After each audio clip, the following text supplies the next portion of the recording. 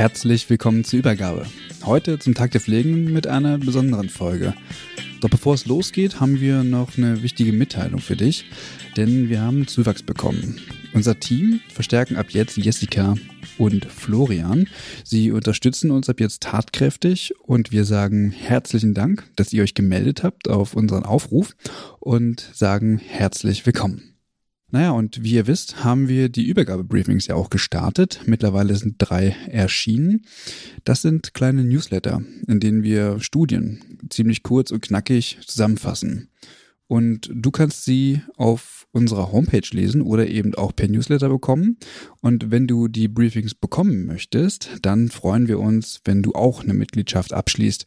Dazu haben wir verschiedene Möglichkeiten geschaffen. Entweder für dich allein oder eine Mitgliedschaft bei der Übergabe für dich und einen Kollegen oder eine Kollegin.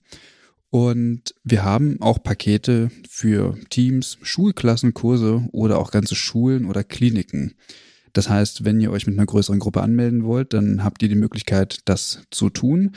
Sollte das nicht ausreichen, dann meldet euch gerne bei uns. Das Ganze kannst du ziemlich easy 30 Tage lang testen und ist natürlich auch monatlich wieder kündbar. Und wenn du also auch die Briefings bekommen möchtest, dann schau entweder in die Shownotes dieser Episode vorbei oder besuch unsere Homepage übergabe-podcast.de. Dort findest du Infos zur Mitgliedschaft und den Briefings. Und jetzt viel Spaß mit der Spezialfolge der Übergabe zum Tag der Pflegenden, die uns leider tontechnisch nicht so gut gelungen ist, da wir nach Norwegen telefoniert haben, aber inhaltlich wird sie sich auf jeden Fall lohnen, von daher viel Spaß.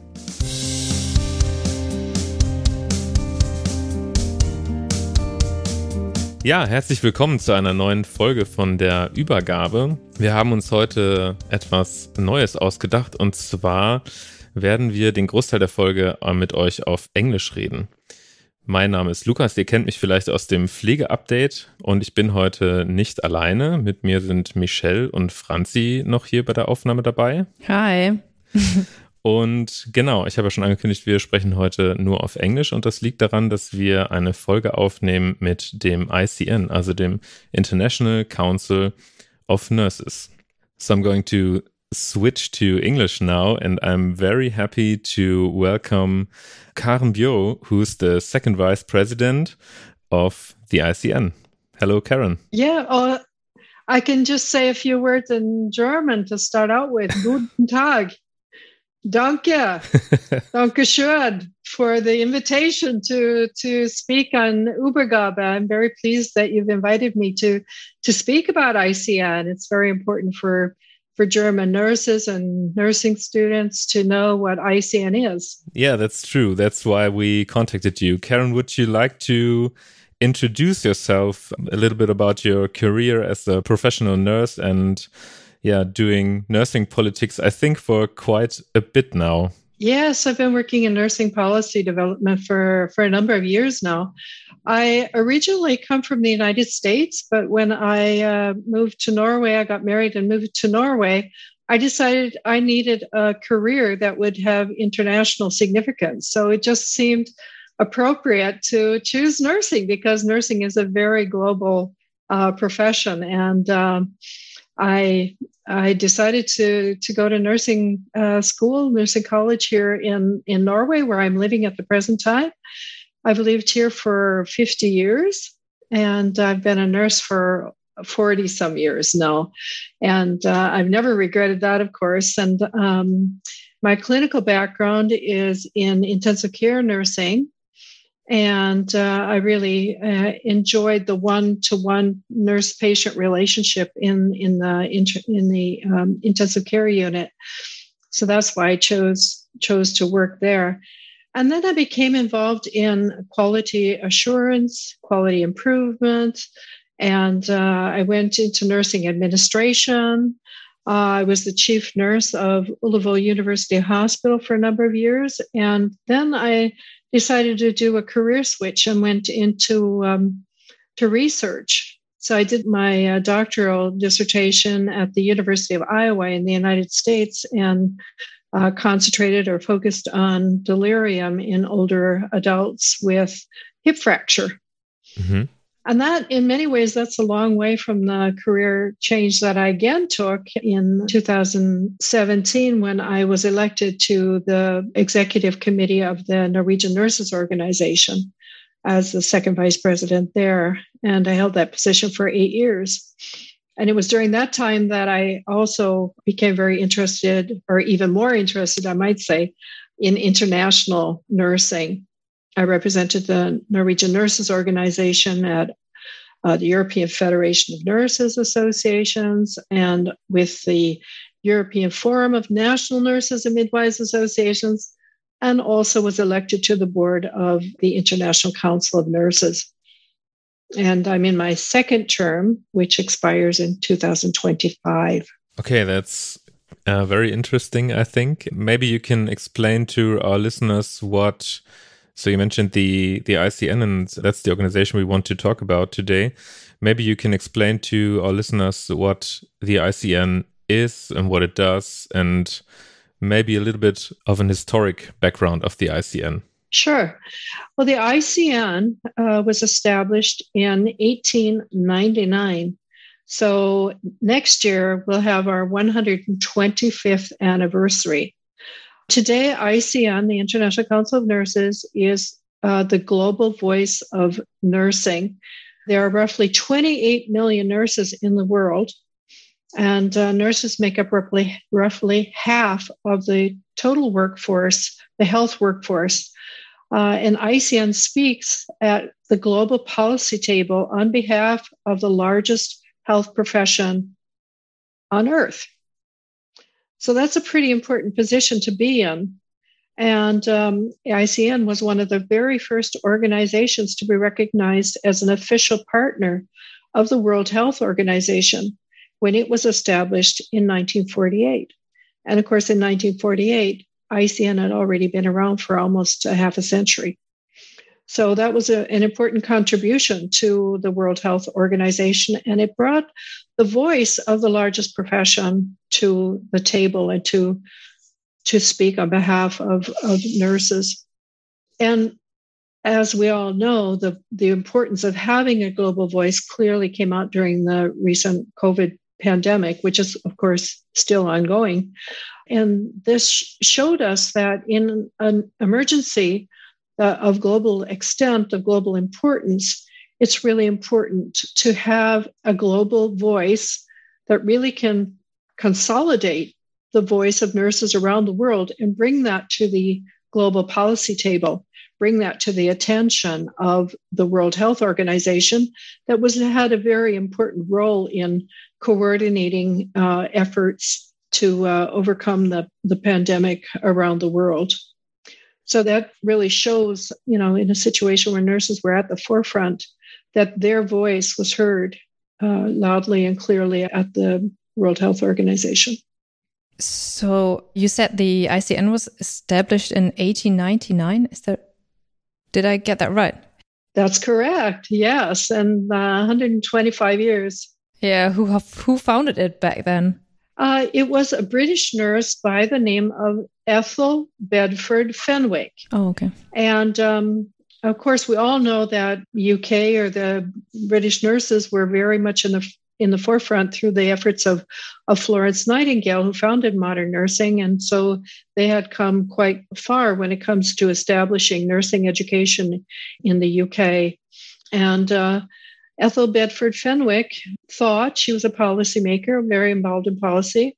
She thought that it was very important that nurses were brought together from around the world to share experiences and to show solidarity to each other, as this was 1899, of course, is known for, it was a period of great progressivism, social progressivism. There was a lot of healthcare reform that was going on at the time. And of course, women's rights were very much in the forefront of developments at that time.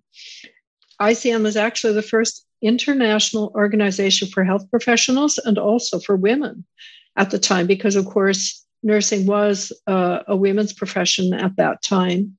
I know even in Norway, the first male nurse came around 1958, I believe.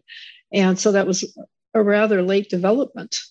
So this was part of the beginnings of ICN. Of course, it was very small to start out with, the nurses from the UK and Ireland, but they also met with nurses from the United States. Of course, they had a common language, so they were able to communicate easily together.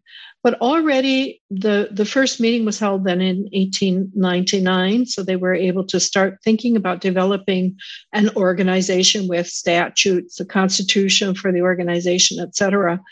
And they had their first ICN Congress. It was held already in 1901, so 2 years later. And it's quite interesting then that the second ICN Congress was held in Berlin in 1904. So German nurses were very early on, they were very much involved in the work of ICN and establishing it already at this early time. And German nurses were affiliated already in 1904. And then also in the fourth ICN Congress was also held in Germany, and that was in 1912. It was held in Cologne. And this meant a lot to me because this was the year that 1912 was the year that the Norwegian Nurses Organization was founded.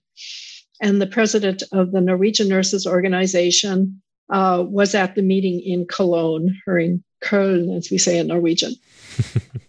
So it's very important. And today ICN has grown. So today we have 135 member associations. And ICN is an umbrella organization for 135 national nurses associations around the world.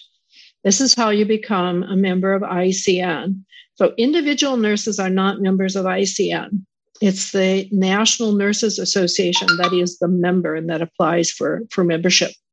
So today we have 135 members from around the world. There are 6 regions of the world. These are the same regions that we have for the World Health Organization. That's Europe, which also includes Central Asia, Africa, the Americas, both North and South America, the Western Pacific, Southeast Asia, which includes India and the Eastern Mediterranean, which is the smallest of our regions. But we have membership applications still today. And the Ivory Coast was our most recent admitted member. And ICN headquarters is located in Geneva. And this is quite important because the World Health Organization is also located in Geneva. ICN has a lovely building that overlooks Lake Geneva. And I know that they appreciate having visitors to come and to get to know the ICN headquarters. So you're all welcome to come, form a delegation, of course, and make a study trip to Geneva to visit the World Health Organization. The Red Cross, the international headquarters, is also there. And of course, ICN is important. Yeah, that's very interesting. And I've seen on the website of ICN, I think there's kind of a timeline updated with all the history of ICN. We will put it in the show notes for everyone who's more interested in getting to know the history of ICN. So you mentioned back then when ICN was founded, it was to share experiences and I think you said share solidarity between nurses. Would you say that those founding elements are still there today, or is it something that has changed over the years? Of course, we're a very different organization today than we were back then. And in 1899 and moving forward, nurses were just getting organized within their own countries at the national level. Like I mentioned, ICN was established before the Norwegian Nurses Organization. So for my own organization here in Norway, it was important for them to reach out and to be inspired by what was happening within international nursing and with, at the national level in other countries, to be inspired, to receive encouragement. Some of the letters that were sent from the first president and vice president of ICN were very important source of inspiration to the Norwegian nurses who founded our organization. And I think this still holds today, that there are many nurses around the world who are not organized, but who look to ICN for inspiration and also for sharing of experience on how do you actually go about establishing a national nurses organization if you don't have one. But of course, today, our 135 members vary quite a bit in what kind of organizations they are. Some are unions, some are only professional organizations concerned with professional issues. Of course, if they're a union, then they're more concerned about the social economic welfare of nurses. And we also have some regulatory bodies that are members of ICN. For example, the Spanish Council of Nurses is a known regulatory body. And some organizations are a combination of these. For example, the Norwegian Nurses Organization is both a professional organization, but they're also a union. So we're really a conglomeration of different types of organizations. And this has a really important bearing on the policies that ICN is involved in. As we need to serve our members and to see their needs, which is highly related to what kind of organization they are. But at the international level, ICN is very much involved in policy development. And ICN speaks on behalf of nurses, as I said, we're the global voice of nursing. And we have very close relationships with the World Health Organization. There are regular meetings with WHO, both in Geneva, but also in the regions. And we also have a close relationship to the International Labour Organization, which is also an organization under the United Nations. And we work with the World Bank as well and other international organizations. So we're well positioned to speak across the many organizations, mainly at the international level, but also at the regional level. So, as you said, I can imagine it's quite complicated to form one voice for nurses when there are 100, I think you said 135 members. That's correct, yes. When there are 135 members, it can be very difficult to form one voice. How is this achieved within the organization? Well, the ICN, we do have a mission statement. We have a set of values that we use as the baseline for our policy development. And for example, one of the main sources of how we make decisions is embedded within the ICN Code of Ethics, which of course is one of the main, consensus documents that we have within ICN.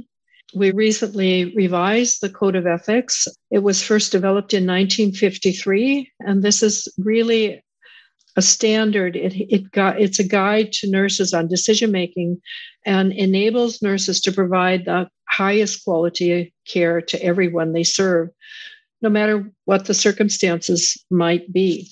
Of course, nursing is one of the most trusted professions in the world, and as such, nursing is held to a high standard. And in our society today, issues of social justice, for example, have come to the forefront.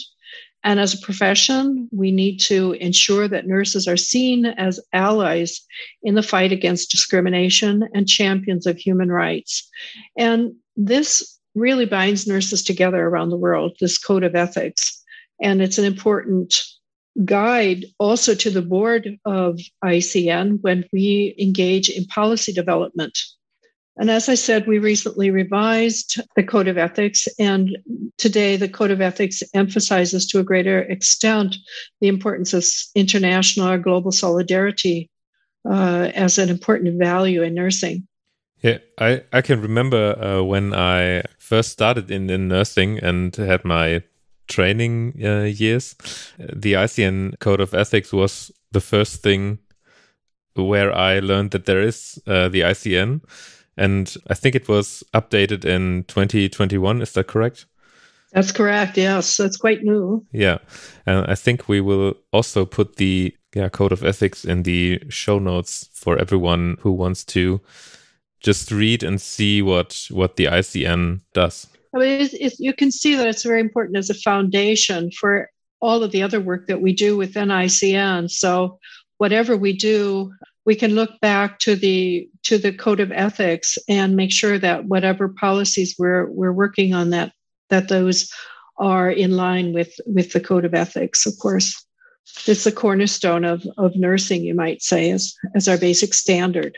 I just wanted to make clear to the listeners, because you said that there are 135 member associations, that there's also German member association within the ICN, right? It's the DBFK. So all the listeners who are members of the DBFK are also members of the ICN, right? Yes, DBFK has been a valued member of ICN for many years. As I said, German Nurses Association was brought into ICN already in 1904 and has been a continuous member since then. A valued member, you've had members on the board of ICN. I mentioned that Franz Wagner, the former Secretary General of DBFK, was on the board for many years, and he was also the first vice president of ICN. And I haven't looked back to see how many times Germany has had the presidency of ICN, but it made a significant contribution to the development and the stability, the sustainability of ICN. So thanks to all the German nurses for that support, of course. That's actually great to hear, I would say. You talked a lot about like nursing and nurses. Is there an ICN definition for nurse and for nursing? Yes, and Lucas mentioned that the Code of Ethics was one of his first recollections of hearing about ICN. And I think that the definition of nursing is all that ICN has developed consensus on, is also one of the first, meetings that many nurses have with ICN. It was a nurse named Virginia Henderson, and she defined nursing. And this definition of nursing that she presented was also brought in and woven into the definition of nursing that ICN developed. And ICN definition of nursing has, of course, evolved over time, but in line with what Virginia Henderson stated in 1977, that the unique function of nurses is caring for individuals, whether they're sick or well, and makes assessments on their responses to their health status, and assists them in the performance of those activities that contribute to health or recovery or to a dignified death that they would have performed without help if they had had the necessary strength, will, or knowledge. And nurses do this in such a way as to help them to gain full or partial independence as rapidly as possible. So this is in many ways the definition of nursing that I have experienced as I went to nursing school in the 80s. So this was a very prominent definition of nursing at that time. And it's still very much part of the core definition of nursing in the ICN definition. The ICN definition of nursing as it exists today, of course, is on the website of ICN, so it's very easily available. And many nursing students, of course, who are in search of how do we define nursing, often can find the definition of nursing on the ICN website. I think that pretty much is the way we think of nursing today as well. Yeah, I think that's actually really helpful, because oftentimes you look for a good definition and you just trying to make up your mind, and then knowing that there is a very good definition, an international definition. Yeah. We could also put that in the show notes, I think, just the link to the website. Link to the definition of nursing. That's there, yeah. ICN also has a definition of a nurse, and a nurse is defined as a person who has completed a program of basic generalized nursing education and is authorized by the appropriate regulatory authority to practice nursing in his or her country. And that's a very broad definition. And of course, it means that nursing might be different in different parts of the world, different countries. But since we all look to the definition of nursing, of course, the curriculum in the particular educational program might vary. You also mentioned nursing students as some kind of the future of the profession. In what way would you say can nursing students also engage internationally? Is it good for nursing students to connect internationally, or would you say they should focus first to become a nurse and then go out and see what's out there, what they can do, where they can engage? Well, global nursing has also become a part of our ICN Codex, our ICN Code of Ethics. So being engaged in international nursing is very important in policy development. And it's something that I believe personally, and I've worked for this quite diligently within the board of ICN to strengthen the voice of nursing students and early career nurses in ICN. And this is one of the main issues that we'll be discussing at the next General Assembly of ICN, which is called the Council of National Representatives. It'll be held in late June this year. And in parallel with the General Assembly of ICN, the Council of National Representatives, there is the Student Assembly, the ICN Student Assembly. And nursing students from all over the world come to attend the Student Assembly. And one of the students does come to the General Assembly of ICN and gives a report on what the students have been considering in their discussions. And it's a very important time for the, what shall I say, the National Nurses Associations to be listening and being attentive to the voice of nursing students. We have seen some very important developments. I don't know if you want me to talk about that now or if we'll come back to that. But like I said, engagement of nursing students. So student engagement, students and early career nurses are included in an initiative at ICN to bring the voice of nursing students much more to the forefront in the work that ICN is doing. We realize that nursing students and early career nurses really need to learn early on in their career, already as students, about policy and policy development within health and healthcare. And we know that the medical students and pharmacy students have a very strong global voice for their students, and they have very strong organization, whereas nursing students have not had the very strong international organization at the global level. And so this is something that many nursing students have been asking for, wanting to be involved in policy development when it comes to global health. So ICN has had 2 student nurses who were working on very early on developing how can we connect nursing students closer to ICN. So ICN board adopted a program whereby we would have a student steering group. And we have a person or an employee working at the ICN headquarters who coordinates the student steering group. Her name is Erica Burton. And the student steering group includes 1 student or early career nurse from each of the 6 regions of ICN. And they meet on a regular basis, and they've developed a strategy for how they can advance the work of student nurses within ICN. What we're working on now is what kind of organizational structure should we have for nursing students within ICN? And we are engaging in discussions with our member associations. Now, not all national nurses associations have an embedded student group the way that you have in DBFK. Mm-hmm. You have the network for students and early career nurses.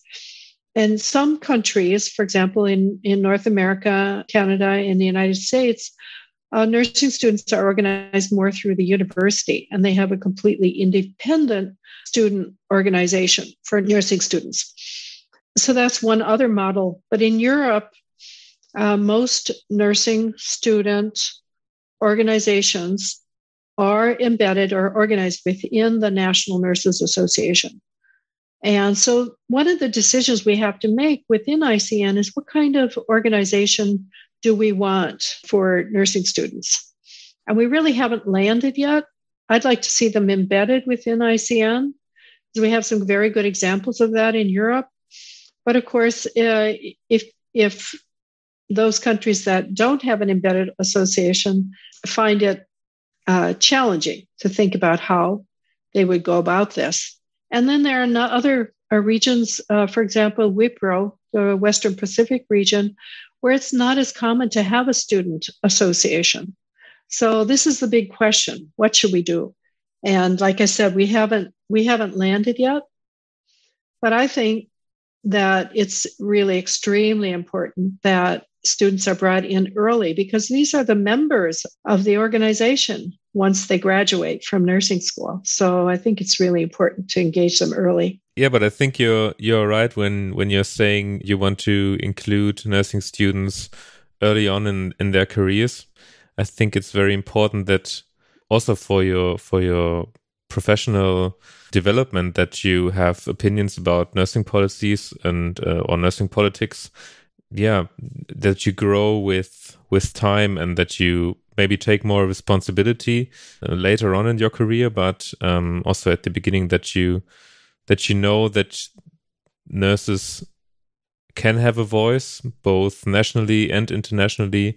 And I think ICN is on a good way of including nursing students more. I think it will be very helpful in the future.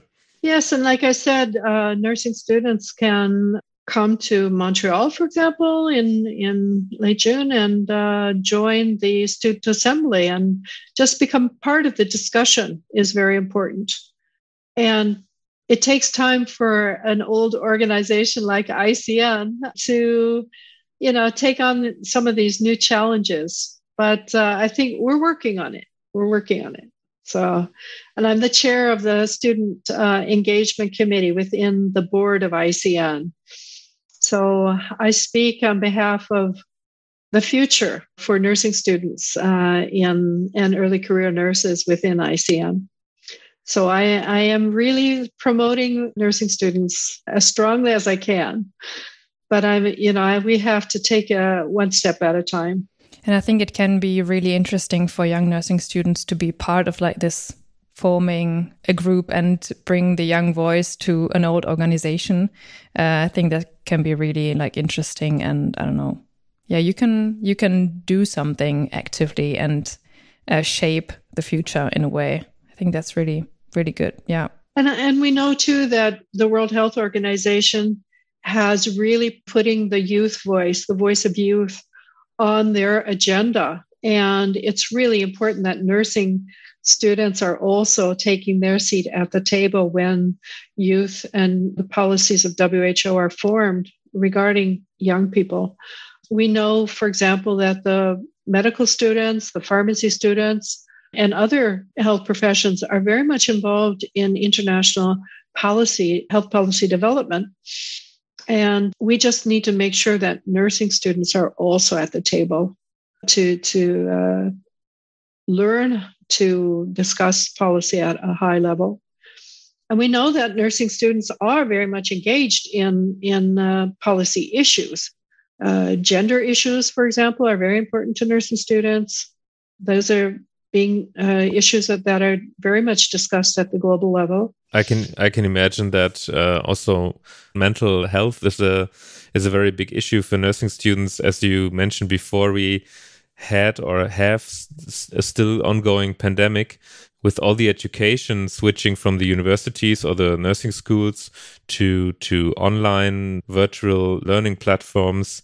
And yeah, as for everyone else, not be able to see your fellow students or see your families, and then the different way of working, and maybe also working in settings where you didn't have the training before as a nursing student, or you didn't have enough training, and then you had to work during the pandemic. I think mental health is also a big issue for nursing students and will be in the future. And I think this is also something that politicians and global politics should focus on.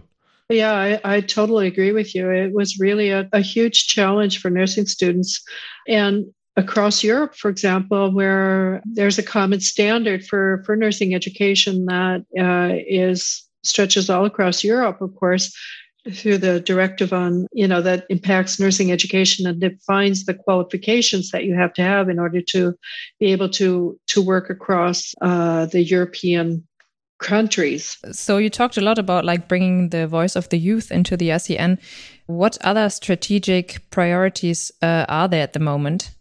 Well, actually, there are a number of priorities that ICN is looking at. And I might say that when we meet, for example, at the ICN Congress in Montreal, there are two parts to that Congress. Part one is when all of the members of ICN come together into what is called the Council of National Representatives.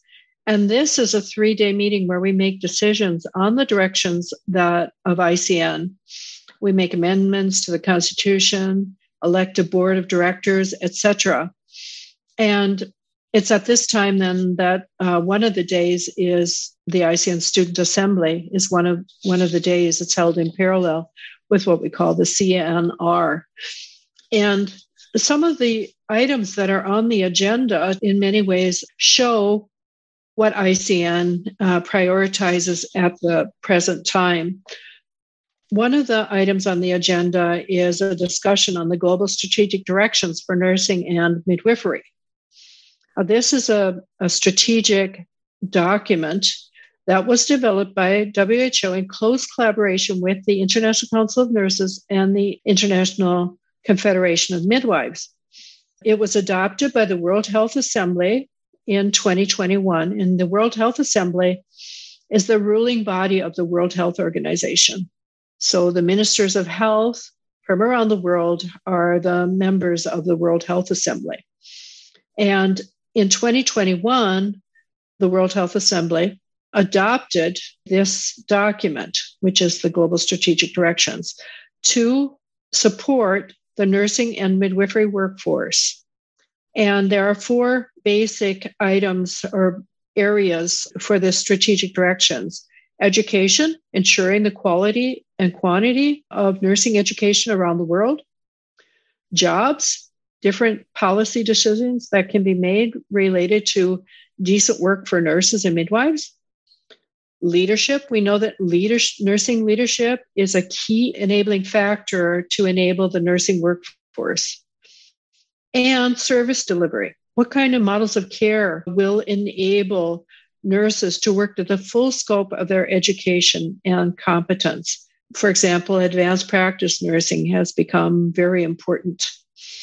So this is one of the main items that we'll be discussing, because each country around the world is accountable to implement global strategic directions for nursing and midwifery by 2025. And we're about halfway to that goal now.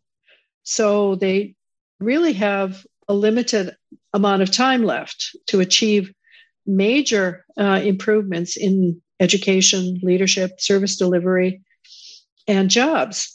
So this is an important document. And what we're asking the members of ICN to report back to ICN, what is the status of the implementation in your country? What is your government doing to implement the strategic directions for nursing and midwifery? And so DBFK has received a survey from ICN asking them to say, what's happening in Germany?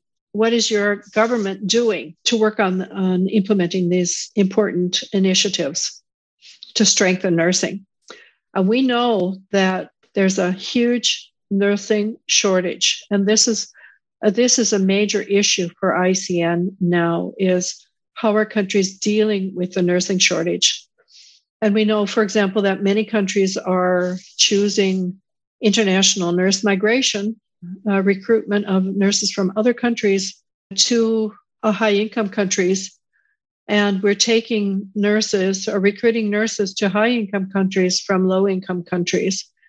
Many countries that are really struggling to develop their health service and universal health coverage for their own population, and high-income countries are recruiting their nurses.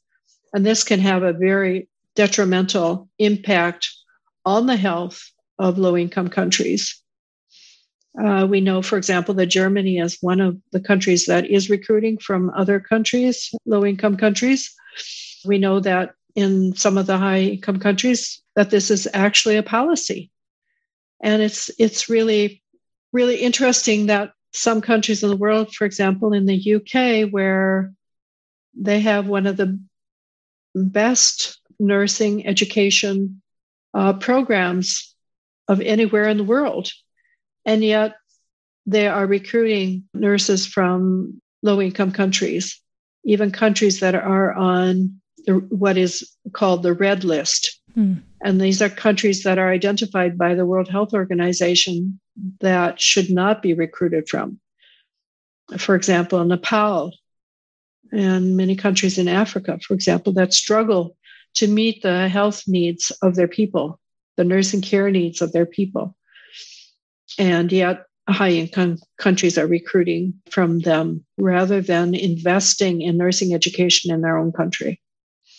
This is a very hot issue for the World Health Organization. It's a very hot issue within ICN, and it'll be discussed very much at our CNR in Montreal. We're also discussing the strategic plan for ICN. How do we increase our global impact? And this involves, for example, the pandemic. How do we follow up on developments so that we can prevent another pandemic from happening?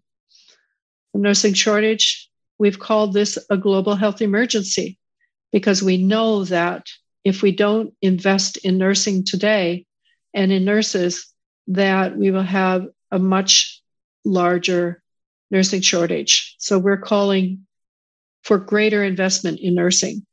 We're also very much involved in universal health coverage, which is one of the SDGs, the Sustainable Development Goals of the United Nations. And it's SDG 3 that addresses healthcare. Health is a human right. And this means that we need to work on universal health coverage so that we have healthcare systems that are able to meet the health needs of the people they're designed to serve. And because of the pandemic, we know that there are many instances where we are not on track to meet the universal health coverage needs of the population.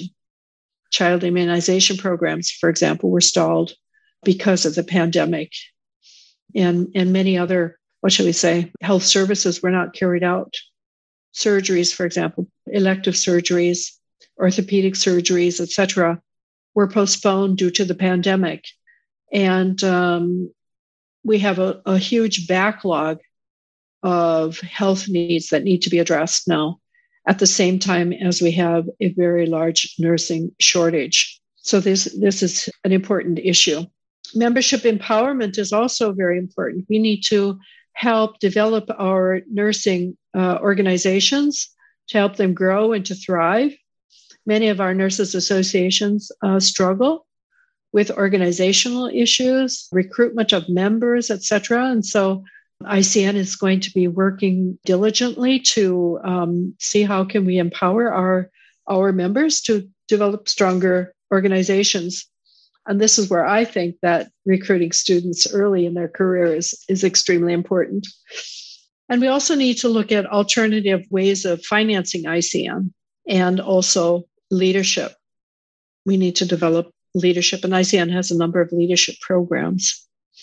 And then the other issue that I've already spoken to is the engagement of student and early career nurses, which is an important agenda item at the upcoming meeting. So we have a full plate, and we only have 3 days to discuss all of these issues that are so extremely important to nursing and nurses. Luckily, we do have a board of directors, a president. Her name is Pam Cipriano. And we're halfway through our term of office now. And so we're laying a lot of the groundwork for the next 4 years in developing a new strategic plan that will address many of the issues that we've been talking already today. You talked a lot about the upcoming Congress. I think it's in Montreal in Canada. What can nurses and visitors expect when they come to the Congress? Well, the first part, the Congress is perhaps two things, because the first part, of course, is for the member associations, and that's a 3-day meeting where we make new decisions. And this year is not an election year, so that'll come first in 2 years again in Finland. But following then what we call the CNR is the Congress. And one of the first things at Congress is, of course, the parade of associations. So we all line up and march in. The member associations, we can have 3 people from each association. We march in. It's almost like at the Olympics, This is our team. I just wanted to ask you, how can I imagine? Is it with flags and stuff? No, well, actually, that's been really a big discussion, because we're not supposed to have flags, but it seems like sometimes the flags appear anyway. But sometimes we have flowers, a bouquet of flowers with the colors in our national flag. And for example, I know the Americans, for example, they dressed out with cowboy boots and cowboy hats. So it's sort of like you could recognize them anyway. So I don't know what the German Nurses Association would do to match that, but we could wear our national costume, for example, but the Norwegian national costume that I have is not really very comfortable if it's very hot, because it's a wool dress. So it would be very hot in some climates where we've had the CNR. So we're actually quite limited in our expression in any case. And I think Germany is as well. You could, lederhosen. What else? The Bavarian dress. Yes, yeah. The Bavarian dress, that would definitely recognize them as German. Christian is only here for the technical part, but we both attended one Congress in Barcelona. I think it was in 2016 or 17. And I think the German delegates, they wore like the Bavarian dresses and the lederhosen. Yeah. 2017, yeah. But it's an exciting event, and there's an award ceremony, there are speeches, etc. at the opening ceremony of ICN Congress. And then, of course, the next day we go over to having keynote speeches on different topics that are of very important for nurses around the world. Today, I got a message saying that the Mr. Beasley, who was the former director of the World Food Program, is going to be a keynote speaker at Congress this year. So there are very high-profile speakers that come to our Congress and have keynote speeches in plenary session. One thing that we did at the last ICN Congress, which was held in November of 2021, was a regional presentation. So each region is invited to have a regional presentation. So there are 3 board members from the European region, and we are coordinating and working on developing the regional presentation for Europe. So we've invited Hans Kluge, for example, who is the director of the WHO European Regional Office, and also the Nursing and Midwifery Policy Advisor for the European region. Maggie Langens is her name. She'll be having a talk, and then we have some other prominent speakers who'll be talking at our regional session. We're also going to have 7 case studies, we call them. So they're short videos of different examples of nursing from the European region. So, and then we're going to have a panel discussion. So this is our contribution. It's a lot of work, but it was really interesting the last time we did it in 2021, that those who were involved in developing everything was online at that time.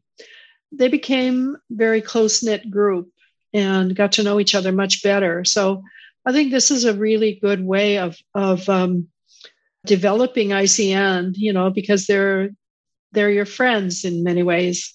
And when you go to Congress, you get to meet your colleagues from other countries, whether they're close or far distant. So it's really an exciting experience, really, to go to Congress and to meet nurses from other countries.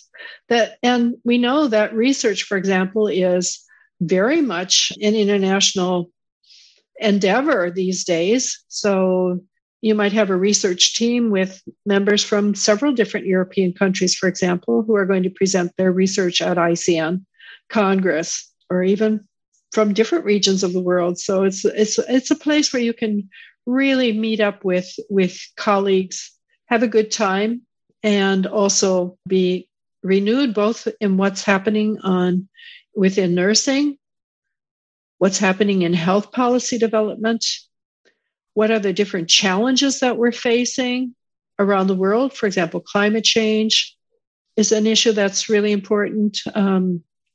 Non-communicable diseases. At the last Congress that I was at in Singapore, for example, human trafficking was one issue that was put on the agenda. And it'll be equally exciting to attend this Congress. Gender issues, of course, are very important to ICN at the present time. We realize that we have a gender pay gap, gender or reproductive rights are being challenged in many countries of the world. And so these are very important issues for us to debate and to discuss at ICN Congress. Yeah, I really, really enjoyed being part of the Congress in 2017. It was really nice as a newly master student, just to meet up with so many like-minded people, and everybody's very motivated and proud to be a nurse. I think sometimes here in Germany, maybe there's some kind of negativity going on in the field of nursing. So it was really nice to just see so many people that want to change things, that want to do stuff. And yeah, it was a really, really nice experience. I can only recommend going at least to one Congress in your life. Yeah. Yeah. And I think maybe that's especially the situation now, because many nurses around the world have been experiencing mental health issues in the aftermath or during the pandemic and in the aftermath, and have really been discouraged. Many nurses are leaving the profession, so we have many challenges. And I think that perhaps coming together and sharing those experiences and getting it out of your system, it's a way of debriefing about what you've been through, and to understand that you're part of something bigger than what happened in your hospital or in your unit, and a number of strategies that nurses can use or have used in order to revitalize the profession. And I think, being inspired is one of the reasons why I've really enjoyed going to ICN Congress. You really feel invigorated through that engagement that you feel when you're sitting together in an auditorium with 5,000-6,000 other nurses, and everyone's engaged and listening attentively and feeling good about being a nurse. And I think that's really, really important at this time coming out of the pandemic. And I think we're going to feel that revitalization through the Congress. We're running a bit out of time, I think. There are a few questions left, and I think we can still talk about them. I just wanted to ask, we talked a lot about the Congress right now, the work of the ICN, but how does the ICN help me as a nurse in my daily work life? That's really a good question, because I think that in many ways, ICN serves our member associations. And it's our member associations that really have the work of reaching out to their members at the local level. But what we can see is that it's important that we support the National Nurses Associations through providing them, for example, with one of our campaigns, which is International Nurses Day. And I don't know, I would think that you probably do celebrate International Nurses Day on the 12th of May every year. We do in Norway, I know. And in the United States, for example, there's a nursing week.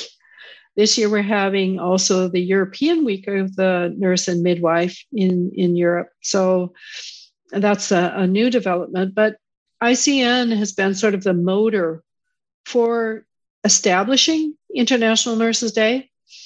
Every year, they establish a theme for the International Nurses Day, for example. And this is one way that, reaches out, I think, to nurses at the local level, the national level, depending on what your organization does to bring this celebration out to nurses. That's one way that nurses may feel the presence of ICN. Another way that nurses feel the presence, perhaps, of ICN is through, for example, documents like the Code of Ethics. And we've already talked about that. What I'd like to mention is how ICN was a unifying force during the pandemic, because we could see, and we were getting reports, and we were inviting the National Nurses Associations to tell us what was happening in their country. And so we were learning from nurses at the bedside in clinical practice around the world that they didn't have the protective equipment that they needed. And this, of course, when we could see that this picture was repeating itself around the world, we were able to aggregate that information and present this to Dr. Tedros, the Director General of the World Health Organization, and say, we're speaking on behalf of nurses around the world. They don't have protective masks. They don't have protective gowns. They don't have the gloves they need. And so in this way, although it's very possible that the nurses at the bedside didn't know that we were doing that, but this was really critical to bring this information at an aggregated level to the attention of the World Health Organization. And they, again, to develop policies and put the responsibility for lack of PPE, as we call it, on the shoulders of the ministries of health around the world. We also know, for example, that many nurses around the world were experiencing fear and anxiety of being infected themselves, or fear of infecting their families. We also know that many nurses died, and very early on, ICN collected information from our national nurses associations on nurse deaths and nurse infections. And of course, we know nurse infections were around 10%. Nurse deaths, we don't have really accurate data, but we know that at least 150,000 nurses around the world died during the pandemic due to them having COVID. We also know that we also saw nurse suicides. And this was part of the burnout and mental health issues that nurses around the world were experiencing during the pandemic. We know that nurses and health personnel suffered both physical and mental exhaustion. And we were able to collect information about that. Many nurses developed post-traumatic stress disorder. And we also know that many nurses were experienced caring for dying patients. And then when they left the hospital, they were confronted by COVID deniers or vaccine deniers. And this creates a conflict of a moral conflict, really, because on the one hand, we are obliged, according to our code of ethics, to care for the sick and the dying. Whereas when we went out on the streets and could hear protesters saying there isn't anything like COVID, it really raised a troubling situation for many nurses. It's called moral injury, that the work that they were doing was not valued by society. Even though many people were out there clapping for us and patting us on the back, et cetera, and thanking us for the work we were doing, on the other hand, we saw this other picture.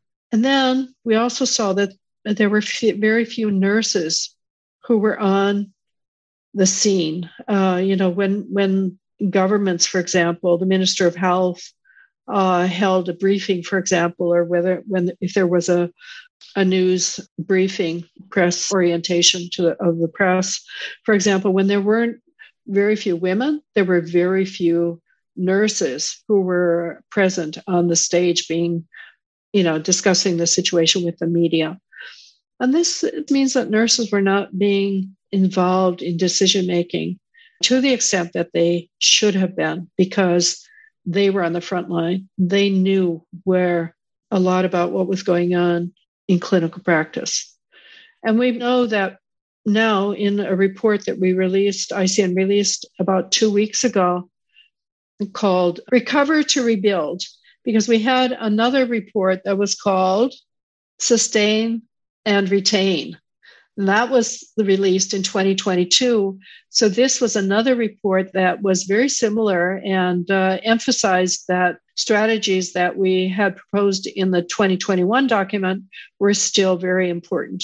So now we can see in this report, 40 to 80% of nurses have experienced symptoms of psychological distress.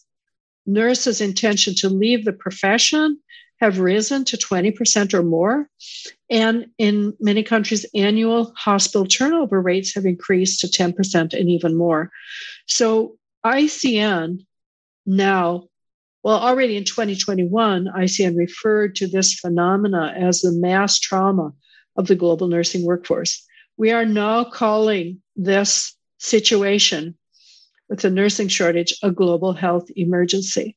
So we're calling for massive investment in the nursing workforce. This must happen.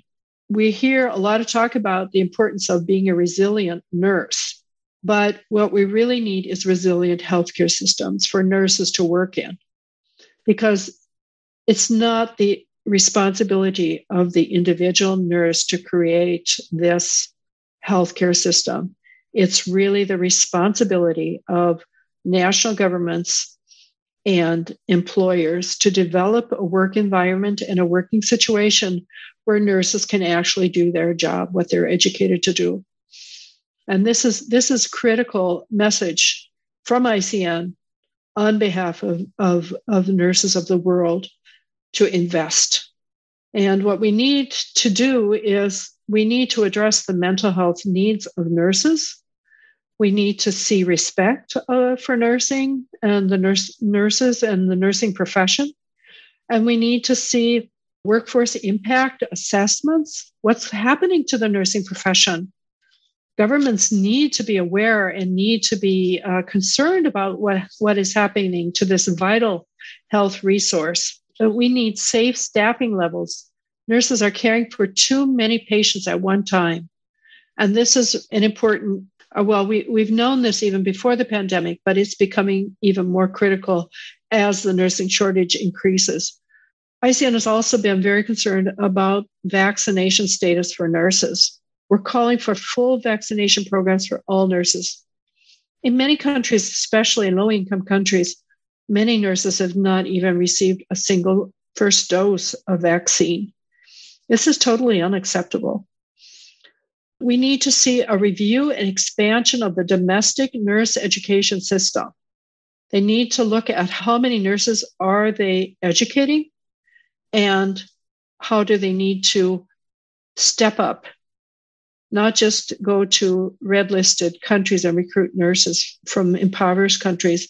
They need to step up and educate more nurses, invest in the retention of nurses through developing more attractive career choices for nurses, implementing policies for improved career structures, optimizing the workforce by implementing advanced practice roles, advanced nurse practitioner roles, for example. Providing technological support for nurses is also a critical issue, so that we're not just doing paperwork, but that we're actually freed up to work with our patients. And also that governments need to monitor and track how self-sufficient they are when it comes to their nurse workforce. So these are really important issues that ICN is putting on the table. And ICN President Pam Cipriano says that nurses are the professionals who can lead us out of this post-pandemic slump in healthcare that we're experiencing with backlog of patients who have not received treatment. But we can only do that if there's enough of us, and if we're properly supported and paid, and if the fragile health systems that we work in are rejuvenated. And that requires government investment. So one thing you could say, or what you could say to politicians would be not talk about nurses, but talk with nurses to make healthcare systems better or improve them, or as you say in the report, rebuild them after the pandemic. Is it correct?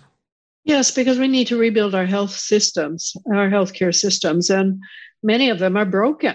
The pandemic has really revealed how fragile our health systems are.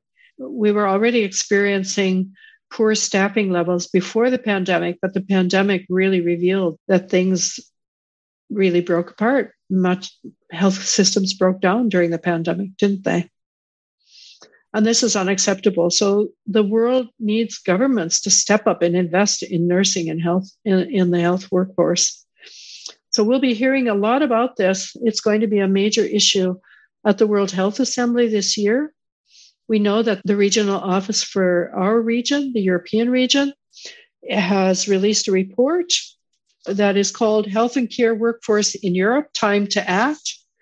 And our regional director, Hans Kluge, said that if we do not act now and act sufficiently, it's like a ticking bomb.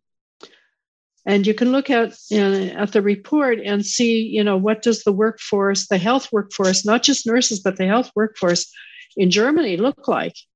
Because we can see that the medical doctors in Germany, many of them are very, what shall I say, aged, whereas the nursing workforce in Germany is younger. And so what's going to happen in a few years' time when a great number of physicians in Germany retire?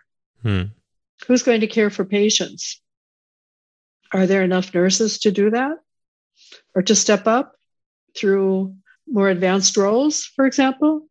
So we have a lot of challenges that are on the horizon, and they're already upon us, really. So it's really like a carousel that's moving around, and we really have to hold on.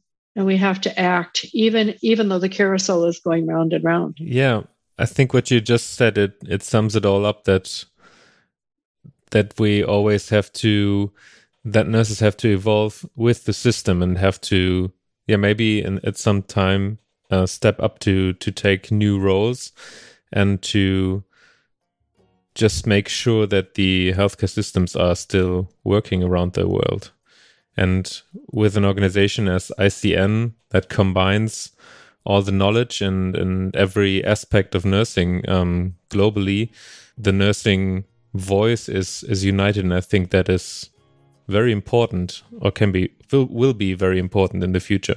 Yes, I think that ICN has really had a very significant role, and this has come very much to the forefront during the pandemic, because ICN has really been speaking out on what's happening to the nursing workforce, what has been happening in our healthcare systems, and really laying it on the line. And ICN has been, our representatives have been interviewed on many news media, for example, and really, not just talking to the politicians, but also talking to the population in general about what's been happening. And it's critical to really get the message out. And the importance of investment now is critical, because it takes time to educate a nurse. It takes time to build healthcare systems, and it takes a great deal of investment. And of course, now we're in a situation where we're also facing financial challenges in many countries. And so we need to make the right choices now, because we know that if we don't make the good choices today, it will be even more costly in the future in terms of poor health of our populations. So it's very critical. Then thank you, Karen, for finding the time today and talking to us. And I'm going to switch back to German now because it's easier for me to do the outro. Can I just say thank you so much for inviting me? And I've really enjoyed talking with you about the role of ICN and in joining global nursing together. We're the sort of the glue or the umbrella that binds us all together. So thank you very much for inviting me. You're welcome. Thank you so much for your insights. And thank you for this conversation. Really enjoyed talking with you today. Thank you.